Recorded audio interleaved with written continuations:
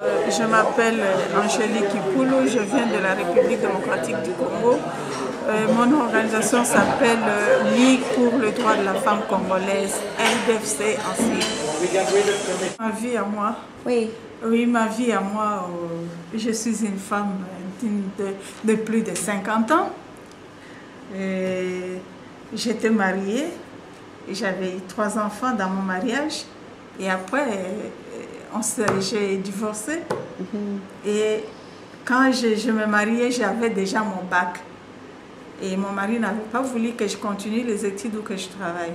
Mais après le divorce, j'ai trouvé un emploi dans une grande société de la place, une société de transport ferroviaire et maritime.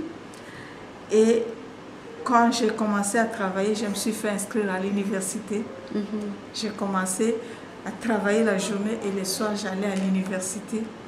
Et j'avais terminé l'université, je suis graduée en sciences commerciales, option comptabilité. Et de mon mariage, j'ai eu 3 enfants, 2 garçons et une fille. La fille, c'est l'aînée. Et je continue à travailler. Dans mon entreprise, j'étais déléguée syndicale. Après être déléguée syndicale, au niveau de ma confédération, on m'a demandé d'aller pour diriger le département des femmes. J'avais accepté volontiers, j'avais obtenu le détachement au niveau de mon entreprise et maintenant, je travaille aussi au niveau de mon organisation syndicale. Dans le mouvement syndical, j'ai une longue expérience parce que je suis dans les structures internationales aussi du mouvement syndical. Au niveau de la Confédération syndicale internationale, dont le siège est à Bruxelles, je suis membre de l'exécutif, donc je participe à des réunions internationales. Au niveau de la régionale africaine syndicale aussi, je suis membre de l'exécutif. Je participe aussi à des réunions au niveau africain. Donc c'est pour dire que 1 mois sur 3, je suis chez moi. À la maison, le reste, je suis toujours partie dans des réunions. En venant ici, je venais de Bruxelles. Je n'ai fait que 2 jours chez moi à la maison. Après, je suis venue ici. Donc, il est important d'organiser la femme parce que d'abord, la femme, c'est la population majoritaire dans le monde. Dans toute la population, la représentation de la femme, c'est 52%. Deuxièmement, la femme, c'est elle qui porte les lourdes charges de famille.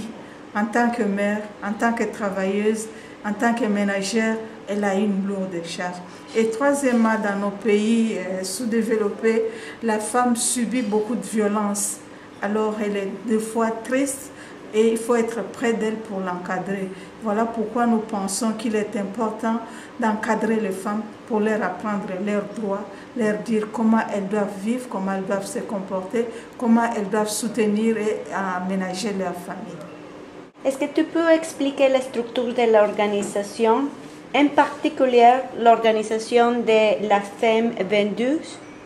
Oui, la femme vendeuse, elle est encadrée par notre organisation, la LDFC, et nous prenons les associations de femmes vendeuses dans le marché, sur la rue, les femmes qui se promènent avec le fardeau en train de vendre sur la rue, nous les organisons et elles sont organisées en association. Dans leurs associations, elles ont leurs présidentes, leurs secrétaires, leurs trésorières parce que se font des petites cotisations pour s'entraider. Et nous essayons, maintenant nous mettons toutes ces associations ensemble, nous les accompagnons pour leur dire et surtout par rapport à la tracasserie policière. Parce que dans nos pays, les autorités ne prennent pas en compte le travail de la femme vendeuse qui est dans l'informel. Or, nos pays actuellement, la majorité des travailleurs sont dans le secteur informel.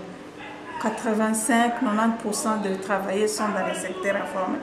Et la majorité, ce sont les femmes. Et ce travail-là fait aussi des recettes pour le compte de l'État. Mais l'État ne prend pas en compte ces travailleurs. Elles sont tout le temps tracassées. Elles sont tout le temps chassées dans leur lieu de travail, là où elles vendent. Il y a la police qui les menace, qui les chasse, qui confisque leurs marchandises. Et c'est comme ça que nous essayons de les accompagner pour dire quels sont leurs droits, comment elles doivent se comporter par rapport à ces autorités municipales et provinciales qui les dérangent. Donc voilà le travail que nous faisons un peu dans notre pays pour accompagner les femmes du secteur informel. Il y a beaucoup de défis pour organiser une organisation dans un pays tel que notre pays post-conflit où il y a eu des guerres et même dans certaines provinces actuellement il existe encore des foyers de tension où les gens sont attaqués. Et pour organiser ça d'abord c'est difficile parce que les membres, les femmes qui viennent pour être membres de cette organisation un peu réticentes. Elles disent qu'est-ce que nous allons trouver là-bas, qu'est-ce qu'on va faire pour nous, comment on va nous encadrer. Et c'est au fur et à mesure que vous allez vers elles, vous leur expliquez l'importance de se retrouver en association, d'être encadrées, qu'elles commencent à comprendre et elles viennent. Mais un autre défi, c'est d'avoir les documents officiels pour créer cette organisation parce que vous devez aller au ministère de la Justice pour avoir le document, vous devez aller au ministère de Genre, Famille et Enfants pour avoir les documents en tant qu'organisation des femmes, vous allez partir au ministère des Affaires sociales parce que vous travaillez pour la base, devoir avoir le document, vous devez légaliser votre statut au niveau de l'autorité provinciale, donc à l'hôtel de ville, il faut légaliser les statuts et le règlement intérieur. Tout ça, dans toutes ces étapes, il y a de l'argent à payer. Et ça prend du temps. Et si vous n'avez pas le courage, vous laissez en cours de route. Mais du fait que nous voulons accompagner ces femmes-là qui sont en train de souffrir, qui sont en train de se rechercher pour se retrouver, nous avons dit, nous allons jusqu'au bout. Et aujourd'hui, nous avons tous les documents, nous sommes en ordre, nous avons tous nos statuts légalisés par l'hôtel de ville, le règlement intérieur, et nous travaillons sur. Et l'autre défi, c'est aussi le moyen financier. Il faut avoir le moyen financier, donc l'argent, pour accompagner ces femmes-là. Parce qu'elles vont dire, nous allons venir vers vous. On se débrouille, on n'a pas de moyens. Qu'est-ce que vous allez nous donner? Est-ce que vous avez de l'argent à nous donner pour créer nos activités génératrices de revenus? Est-ce que vous avez de l'argent pour nous donner pour acheter une petite marchandise à commencer à vendre? Voilà comment on est buté. Mais on essaie d'éduquer ces femmes-là, ces groupes-là, pour leur dire, au lieu d'attendre la main tendue qu'on nous amène l'argent, nous-mêmes organisons-nous par des petites cotisations. Si on fait des petites cotisations, à la fin du mois, le montant qui sort, on donne à une qui va commencer une activité. On recommence les cotisations. Le mois prochain, on donne à l'autre qui va recommencer. Ainsi de suite, les femmes se retrouvent petit à petit pour créer des petites activités d'unité de production pour faire vivre leur famille. Les obstacles, c'est presque comme le défi à relever. Les obstacles, c'est les femmes dans leur famille, le membre de famille et surtout leur mari ne les comprennent pas. Ils ne les comprennent pas, ils font des efforts. Parce que je te dirais, par exemple, dans mon pays, il y a quelques années, il y avait le pillage. Donc, on avait détruit tous les magasins, volé toutes les marchandises, on a détruit les sociétés et les hommes se sont retrouvés en chômage. Et maintenant, ce sont les femmes dans l'informel qui font vivre ces familles. Même ces hommes-là qui sont leurs maris, et ils vivent grâce au petit travail que font les femmes. Alors, ces femmes-là, ils ont des obstacles. Il y a des femmes qui se réveillent à 4h, 5h du matin pour aller chercher la marchandise ailleurs. Et en allant en cours de route, elles peuvent se retrouver avec des groupes de bandits, des militaires qui vont commencer à les violer et elles ne savent pas continuer à faire leur travail. Et ces femmes-là, elles peuvent venir avec leurs marchandises, garder dans un dépôt, le lendemain, elles vont trouver la marchandise volée. Donc il y a beaucoup d'obstacles comme ça que les femmes rencontrent tout au long de leur travail dans le secteur informel. Il y a beaucoup d'obstacles dans le secteur informel et des fois il y a des espaces qu'on leur confie comme marché. Demain, après-demain, vous voyez les autorités qui viennent. Non, il n'y a plus de marché dans cet endroit. Nous voulons construire ici, nous voulons faire. Et les femmes commencent à errer comme ça, sans espace pour vendre. Et l'autre préoccupation, excusez-moi, c'est que il y a les obstacles et... Oui, l'opportunité. Les opportunités, c'est d'abord, la première opportunité, c'est la volonté et le courage de femme. Malgré tous ces défis, malgré toutes ces controverses, mais la femme se dit, elle doit se battre.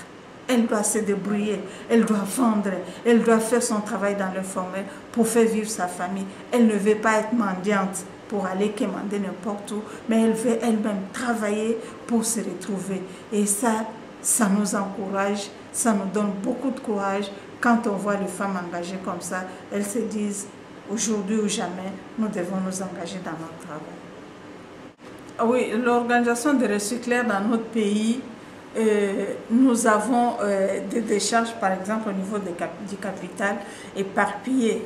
Mais personne ne savait que c'était un travail important qui pouvait être considéré dans le monde entier au niveau international. Et les gens le font par manque de travail. Comme ça, elle va dans les décharges, elle cherche ce qu'elle peut prendre ou qu'il peut prendre et il vend, il part. Ils n'ont pas cette idée de se mettre en association comme on vient de le voir dans d'autres pays. Et c'est ça le travail que nous, on est en train de faire maintenant. On est en train d'aller vers ce travail pour leur dire, voilà ce que vous faites. Parce que très souvent, quand ils sont dans les décharges comme ça, les gens se moquent d'eux. Ils les trouvent comme des fous. Ils disent, mais voilà ceux-là dans les décharges, qu'est-ce qu'ils cherchent? Et maintenant, nous, on est en train d'aller vers ce travail-là pour leur dire qu'ils ne sont pas fous. C'est un travail qu'ils sont en train de faire et qu'ils doivent s'organiser pour valoriser ce travail.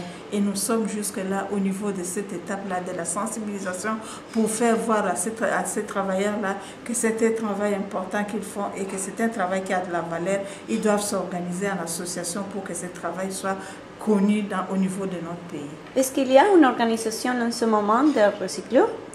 Oui, il y a une petite organisation de recycleurs que nous avons dû rencontrer et avec qui on a discuté, qui a dit qu'on va se retrouver ensemble pour voir comment continuer à travailler avec eux.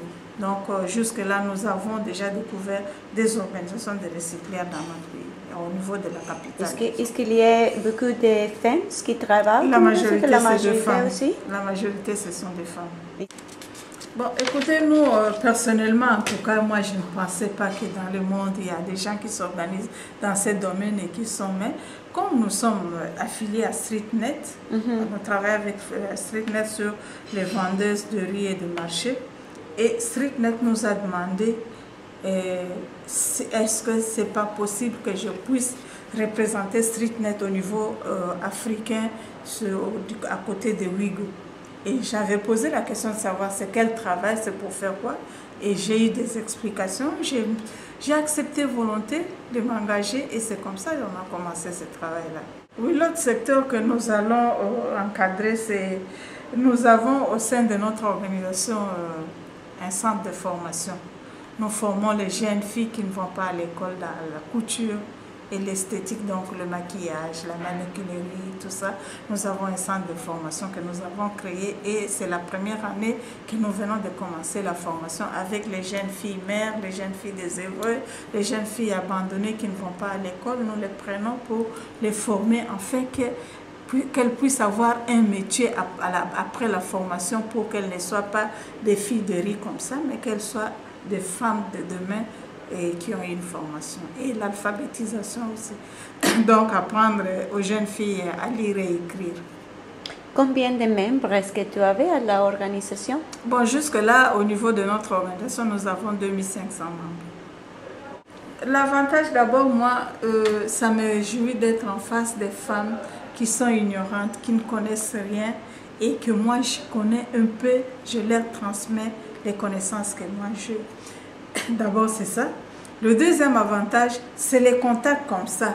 Quand je suis en contact avec l'extérieur, je vois les autres qui viennent d'horizons différents, qui parlent de même problème que nous avons. Ça me réjouit et c'est un avantage pour moi. Parce que ces témoignages-là, je l'amène chez moi pour leur dire, ne pensez pas que c'est nous seulement qui sommes dans de telles conditions, voilà, voilà.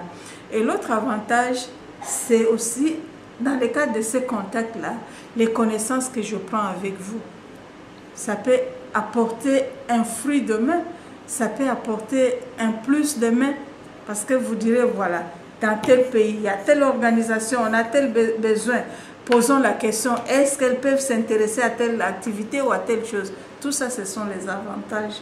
Et le reste, ça pouvait venir de soi-même.